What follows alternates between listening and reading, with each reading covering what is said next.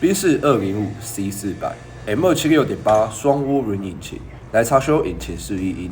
引擎室会有异音，不外乎就是正时齿轮、参与皮带的舵轮，以及今日主角涡轮旁通阀。只要补油门传来金属碰撞声，就是旁通阀所发出的异响。长时间使用下，金属相互摩擦，间隙拉大。只要当涡轮作动时，就会有声音出现。简单来说，出现异响算是给车主发出警讯。严重一点，盖板会直接失效，所有废气直接往排气管通过，无法参与增压，就变成加速无力。这台车是车主自备材料，276在涡轮设计上分为 D130 及 D135。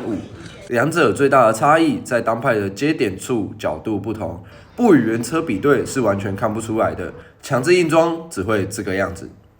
而在205引擎室狭小的前提下，自备材料看起来比较省，但只要型号不对，工程就要重新来一次。